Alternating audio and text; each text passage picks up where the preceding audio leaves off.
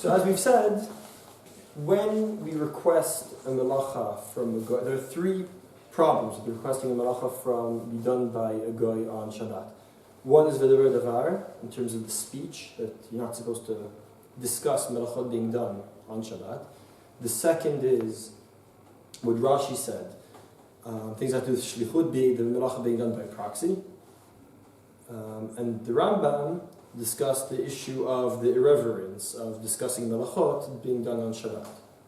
Now, we already said that according to Rashi and the Rambam, it seems that Rashi and the Rambam needed the other reasons in order to justify the Mishnah's Isur of requesting the Melacha be done before Shabbos as Shabbos is coming. Right? The Jew and the non-Jew coming towards the city and you have to do something with your pack.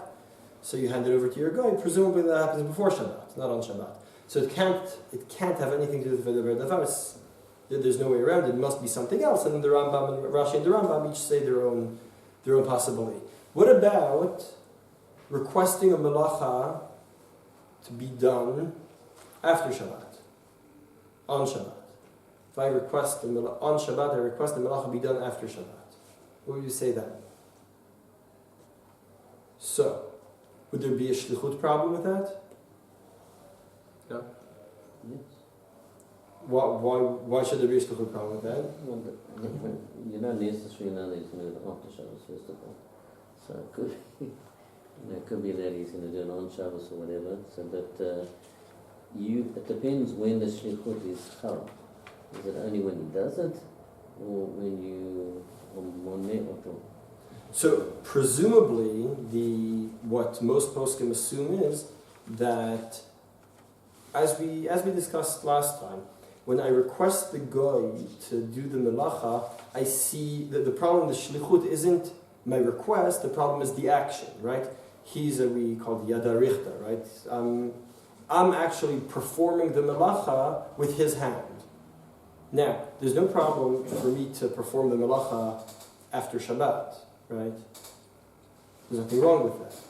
So when the guy is performing the melacha after Shabbat, it's not a problem. Now, then there is a very interesting point, which is, what happens if the guy decides to do the melacha on Shabbos, even though I requested him to do it after Shabbos?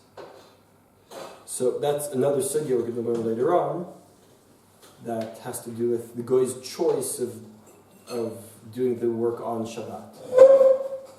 The guy's choice of doing the work on Shabbat is not my problem, generally speaking. We're going to learn that more deeply later on. But if the guy is choosing to do the melacha, I told him to do the melacha tomorrow, and he decides he doesn't have, tomorrow is Sunday, I don't work on Sunday, I'll do it now. He does it then, it's his problem. It was up to him. It's not my shlichut in that sense. The truth of the matter is that there is no shlichut for a goy, and that the whole thing was a machmir. Yeah. So why do we apply the actual laws of shlichut to the fact that it's machmir? It's not really a shlichut. I hear, but you still have to have a standard. You have to work with a certain standard that you can work with. We'll say in the second half of today's shir, we're going to go deeper in the question of how much do we use the definition for the standards, and how do those interplay. We'll get to that. I think it's an interesting point we'll deal with later on. Now the Rambam's issue with the irreverence towards Shabbat. So here is a question. Now there's on the one hand, okay, we have the V'deber Davar problem, right? That's definitely a problem. Discussing the Melacha. Is my telling the guy on Shabbat, do the Melacha after Shabbat, is that also the same kind of reverence? If it's the same V'deber Davar, so it's the same V'deber Davar. What about if I hint to the guy on Shabbat to do the Melacha after Shabbat? So there's no problem with V'deber Davar, because I didn't explicitly say. Soon we'll discuss what is hinting, what is and what isn't. But if I only hint to the guy on Shabbat to do after Shabbat, right? I didn't explicitly say it. So the Chorah, there's no V'deber Davar issue. Right? Okay. Shlichut wise, the guy does the melacha after Shabbat. What about the irreverence? That I think is a bit more iffy, but l'chorah should also be okay. What about the shlichut? If you it starts before Shabbos, but it's just not completed. I don't understand the question, sorry. If the shlichus, right, you ask him to do the Melacha, but he didn't do it until after Shabbos, but you started the process. But again, the process in terms of the speech, in terms of the request. Yeah. So the request unto itself is not the shlichut. The issue of the shlichut is only the performance of The the action, not until the doesn't start the process. No, it's not seen as such. Now, the issue with the shlichut, as Danny said, it seems a bit too stringent almost, but that's the way. But we have to work with that standard and say the issue is that the melacha he's doing, his action is seen as mine. So the issue is the action, not the process. Is that it? Okay. Now, in terms of hinting, here I want to go a bit more into that. Hinting, before I go into hinting, nowadays we have a more interesting situation which I can request during the week that the guy do the Melacha on Shabbos simultaneously, right? Say that again. You can.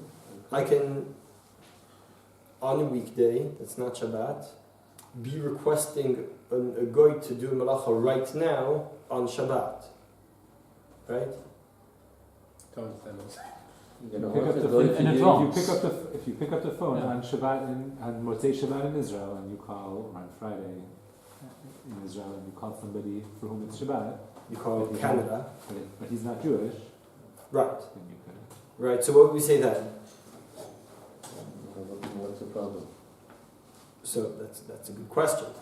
Is there? So you're If saying it- there's no If problem. it's shlichut, you could say So- it's a problem. If there's shlichut, sorry. If it's shlichut, you could say it's a problem. If shlichut, you could say it's a problem. For him in his country, it's So let's go And your from let's problem start with is the a easier ones. problem for you. But the Ber Davar is definitely not a problem, right? But the Ber Davar is definitely not a problem because for me it's Motzei Shabbos. There's no problem with that. Fine. Irreverence, l'chora also not. L'chora not because I'm not doing something on Shabbat. I understand the only reason I can place this call is because it's not Shabbat, right? Fine. What about the shlichut aspect? So here a case could be made. That is a bit of a machloket.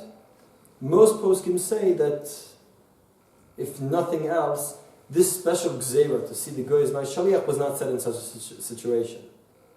That if I was doing the same thing at the same time, right? If I were to perform the same melacha the same time the guy is performing it, there would be no problem with that, and still mitzad shlichut would be an issue. So you see what is somewhat paradoxical. In other words, right? It can't be that this special gzeira of not doing shlichut, of the seeing the guy's action as mine, would also apply in the situation in which, for argument's sake, he's in Canada and I'm here in Israel, and he's performing it, so I'm actually doing it. Okay, where am I doing it? He's writing something. You know how to write on Shabbos, Melachat Kotev, Skila, right? He's writing on Shabbos. Okay, so I'm writing. Where am I writing right now? Am I writing in Israel or am I writing in Canada? You see the problem? So that's why most poskim say you could argue shlichut, but it seems too it's like if you far-fetched. order on Amazon and it's still Shabbat in America. Okay. And it's this same day delivery, it's going to be sent on Shabbat. Right. Now, I have to say, and I should mention this every single year, this has nothing to do with talking to a non-from Jew. That's a totally different story. So we're going to learn about it later on. But you can see why that's a different story altogether. Right, not from Jew, I'm not allowed. There you have issues of neiver. There you have there are many other issues that apply to requesting melacha from a non from Jew. I'm talking about someone who isn't Jewish, who doesn't have Shabbat, who isn't supposed to keep Shabbat. So it's a different story. Fine. Let's talk about hinting. Now, if I if I hint to the guy that he should do something on Shabbat, what could the problems be?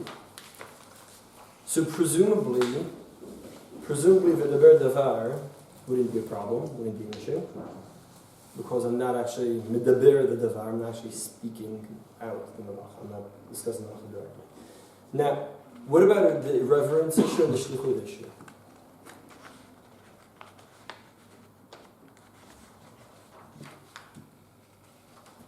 So you're saying, Exactly, it's difficult, right? No, so you're saying that it doesn't matter how the shlichut comes about, as long as he's doing it for you and you're the one who pointed him, it doesn't really matter how you do it. He's your shaliach, end of story. Question of irreverence, that's a big word. The zilzul is obvious that how far did Chazal go in trying to hold you to keep your shows. Right? So if you have a siyag on what you're about to do, hinting, instead of talking, so you must speak to Shvacha, and so that would be fine. So the only problem we'd have is the shlichut problem. Right, so saying very well, maybe on the one hand, so in terms of reference, on the one hand, I know what I'm doing, I'm trying to hint that Melacha will be done, right? On the other hand, the fact that I have to go in such a roundabout manner will remind me that Shabbos, you have to be careful not to touch, you have to kind of find your way around Shabbos and not actually touch it. It's too holy, you don't want to, right? That zilzul, right? So you want to be careful with that. Presumably, I think these are the two sides. Let's have a look at what the poskim said. I think we can see these different aspects in the Ramah, the Bach, and the Shulchan Aruch. The Ramah is the first one brought here. The Ramah says, "Kol davar she'asur lomar legoy la'asoto b'Shabbat, asur lirmuz lo la'asot, aval mutar lirmuz lo la'asot melacha achar Shabbat." So it's on page 8 in the English pages at least. Sure, number 1. Now, so you're not allowed to hint, right? It's forbidden. Hinting the Melacha be performed. Hinting on Shabbat, the Melacha be performed on Shabbat is not allowed, right? But you're allowed to hint that the Melacha be done after Shabbat. So, could the irreverence aspect, is the Rama concerned about the irreverence? Yes, on Shabbos. No. So, exactly for that reason, I think the answer is no. No, but he said that you can't hint to a goy on Shabbos. Right. So if you're saying you can't hint No, to a you're goy allowed on to- Shabbos, then the zilzul is applicable on Shabbos, but not after Shabbos. Are you allowed to hint to the guy? Okay, fair. So I think what Danny's saying depends on, we mentioned this last time, the two aspects in the Rambam. There are two aspects in the Rambam. The question is, which one do you focus on? Right? On the one hand, the Rambam said that we're concerned. The Rambam said there's the issue of irreverence per se. The Rambam continued and said we're concerned that you might end up doing it on your own. You might end up doing it yourself, and not wait for the guy to do it.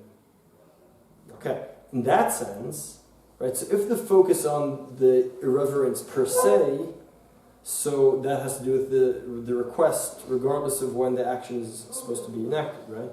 But if the concern is that I might end up just doing it myself, then if I tell the guy, do it Motzei Shabbat, what's the worst that will happen? Then I'll do it myself Motzei Shabbat. That's not a problem, right?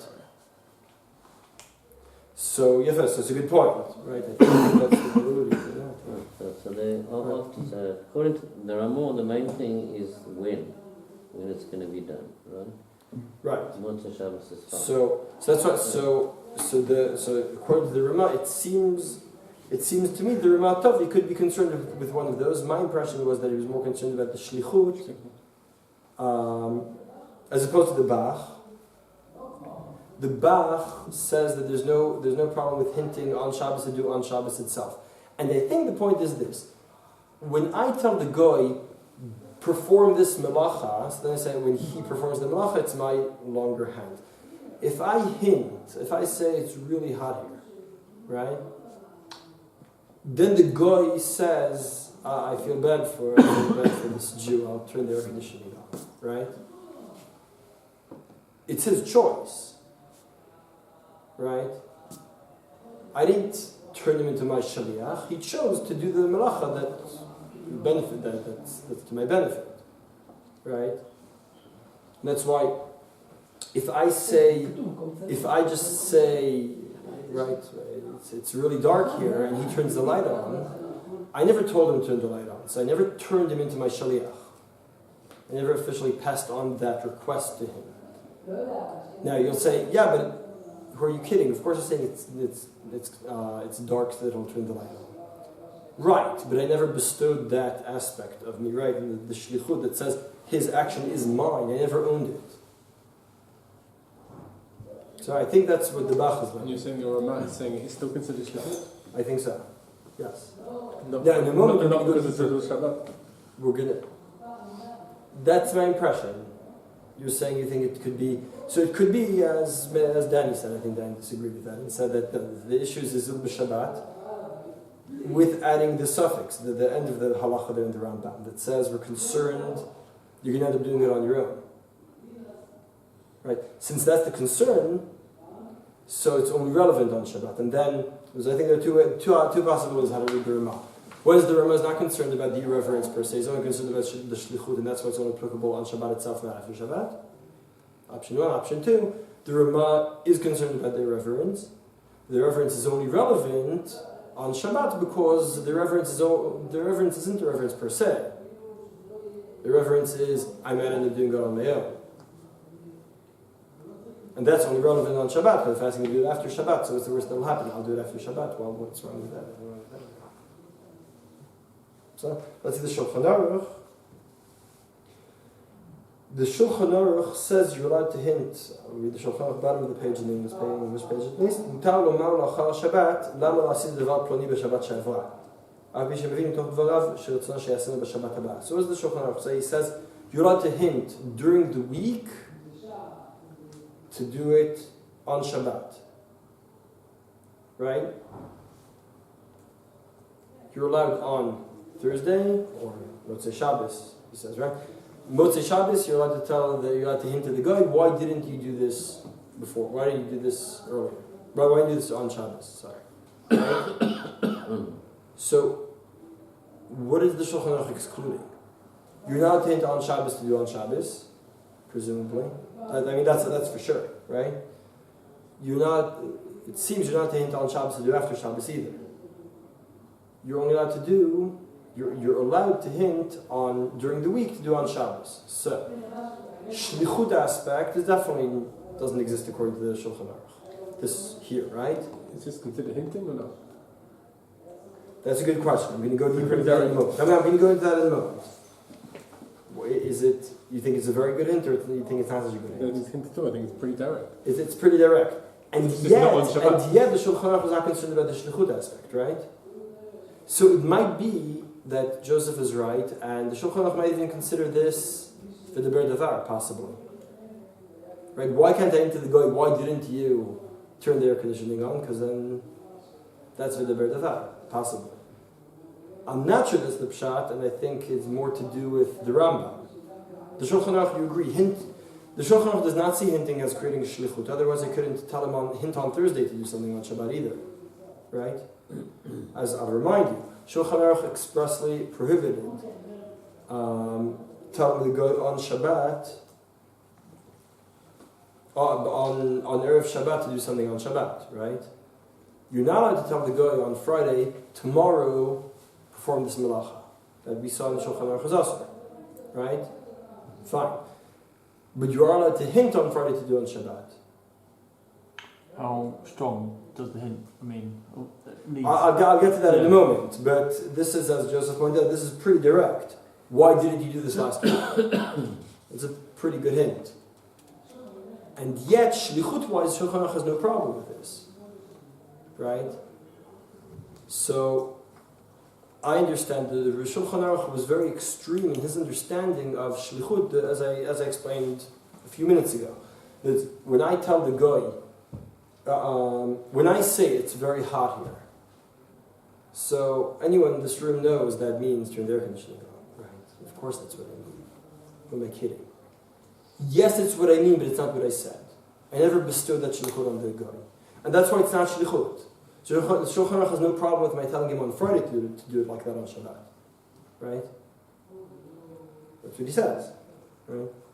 So even that is not shlichut.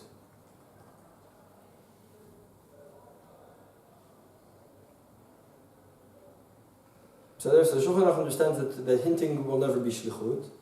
And the only issue, so why can't I do this on Shabbat? Why can't I hint on Shabbat to do it on Shabbat? Because of the Vadava, or because of So it seemed to me that it has more to do with the irreverence. But because my assumption is that by definition hinting is not a Vadava.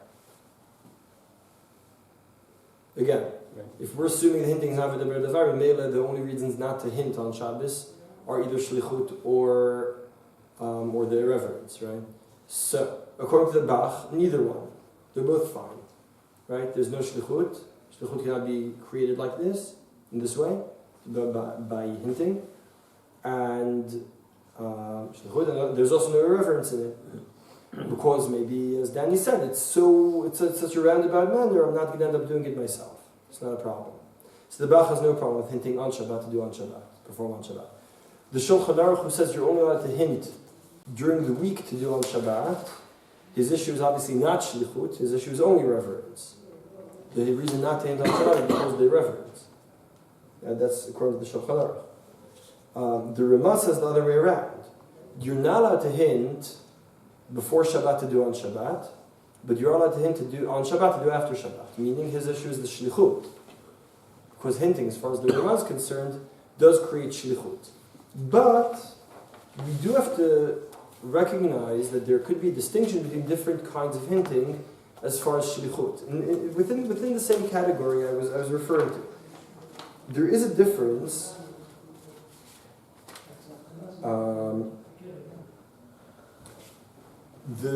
we see, I want to skip over to page 10. We said that despite these psakim, so the Magen Avraham here has two psakim that we're going to differentiate between the two of them. The first Magen Avraham on page 10 in the English page, the bottom of the page 10.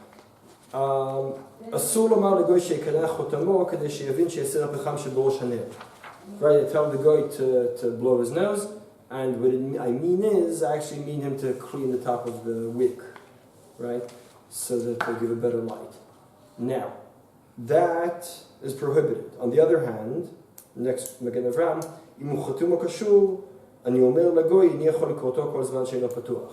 I'm allowed to tell the guy comes with the post on Shabbos, and I say, well, what am I going to do with this now? Right? And he says, well, what do you mean? So I can't read it while it's closed, right? So, okay, I'm stuck, right? The guy says, that's not a problem, pulls out his envelope knife and gives it a slit, and then I can read it. Is that okay? So Magen Avraham says it's fine. So there seems to be a contradiction between these two psakim in the Magen Avraham, right? Between saying the hint that is blow my nose and the hint that is blow your nose, whatever hint they had, and the hint that says I can't read in this light, right? What is the difference between those two? What's the difference between saying I can't read in this light and saying blow your nose? One's more direct than the other. Right, so I want to give a better... You're right, I agree. But I want to define what makes one more direct than the other. You're telling him to do an action. The fact that you didn't use the actual word, but both of you understand exactly what we're talking about, means that that's ultimately what's important. I think exactly what Yaakov is saying. I think that's exactly correct. There's a difference between speaking in code. So I'm requesting the Melacha. And one's more. I just didn't actually use the words. I used other words. But it's a direct request. It's an indirect. What makes it indirect is that I'm using funny words. I'm just changing the language. Fine. But ultimately it's a direct request. Right? It is. I'm telling you, perform this task. Now, really I didn't say perform this. I said perform the task. Fine. But he understood it is a request. As opposed to if I say I can't read here, so, right, as I demonstrated last time, the guy can say, oh, so maybe you want to go to sleep. Right? You can't read, so, maybe you want to go out for a walk. I don't know. Right? The guy is bright enough to say, okay, I'll do something about that, right?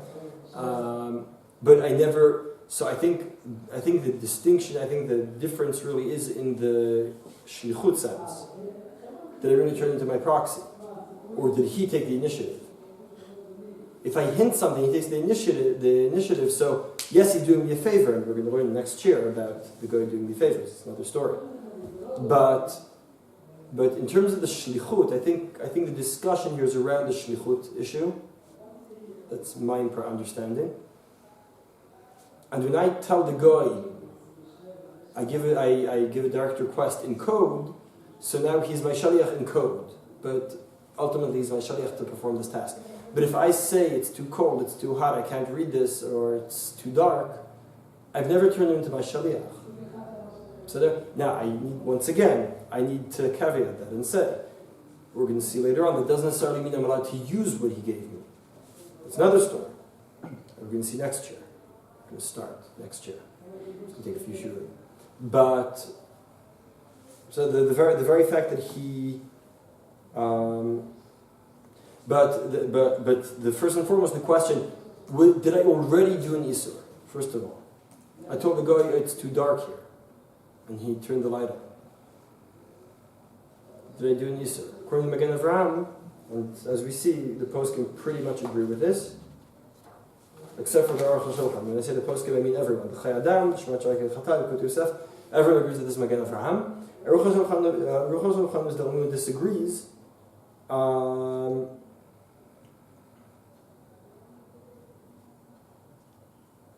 HaShulchan disagrees because Aruch HaShulchan does allow hinting in code. So Aruch HaShulchan is more lenient. The problem is, if you do it 1 week and the next week comes along and you say the same hint, it becomes a code. I want to pass that out. If you train your in-house goy, yes, then your hinting is essentially the same. That's what I'm trying to say. Right, and the question is also there. Where do you? I think it's a very good question. The question there is also where do you draw the line? If the guy knows that every time he sees me come down in my dressing gown, he knows to make me my coffee, right? So would that also be considered code? No. No, I think so. Okay, so you're saying that's a bit far-fetched. Every I mean, time- come on, you think I really have a dressing gown? Every time you say it's cold in here, you just tell them the heating. That's, does it every single week. It's Sorry, Magen Avraham wasn't clear.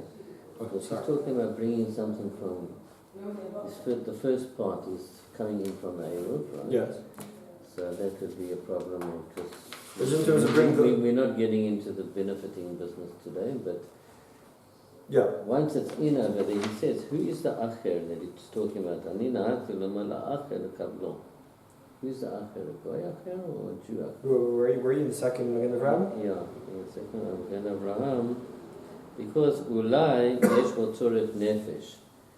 That is, it seems to be it's nachutz to read the post, right? Right. So okay, this touches on So the I didn't Magen want Avraham might not be so blasé and giving a straight thing. In this particular one, you need to do it, and then if that's the case, and it's nefesh, so then I will hint to him to do this. Okay, you're making several excellent points.